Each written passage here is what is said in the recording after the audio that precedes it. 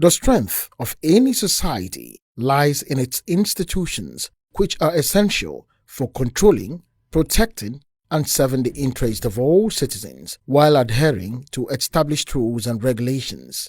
The effectiveness of these institutions depends on the quality of the individuals leading them.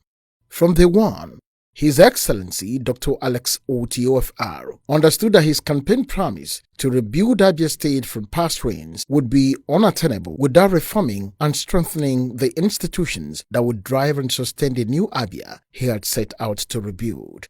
These institutional reforms are a key part of the rebuilding process.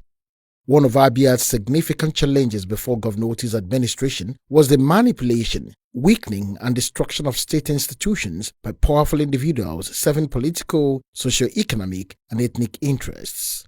While some past leaders focused on building strong individuals rather than strong institutions, prioritizing mediocrity over competence and quantity over quality, Governor Otti is committed to establishing robust institutions managed by individuals of integrity and proven track records of success. The reform process began with the State Civil Service, where a verification of the workforce was conducted to determine the actual number of employees on the state payroll. These led to the identification and removal of many ghost workers.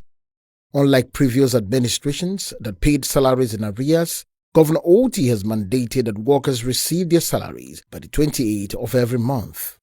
For the first time, examinations were conducted for the appointment of permanent secretaries, with the governor participating in the panel that interviewed candidates who passed the written exams. The first in the list was appointed the head of service, HOAs, of the state.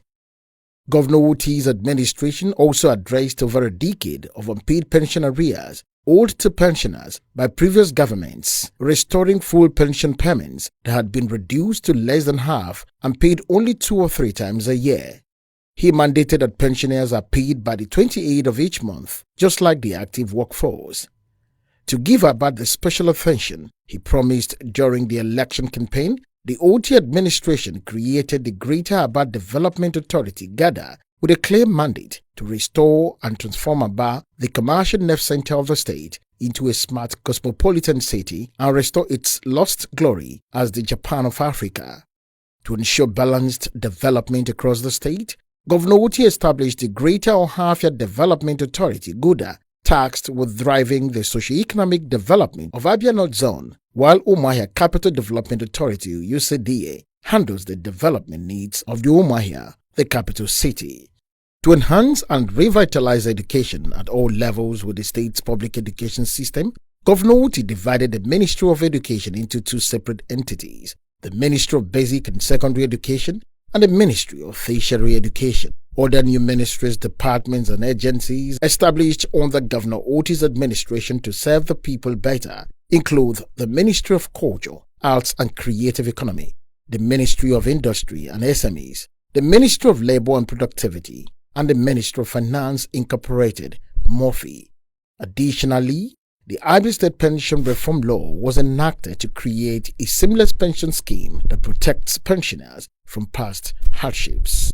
There are several other institutional reform initiatives under Governor Otti's administration to drive seamless, effective, and efficient development. The reforms will be highlighted in the coming episodes of Affected MDAs. Abia State has been on the global map for the right reasons in the last 24 months, to the glory of God.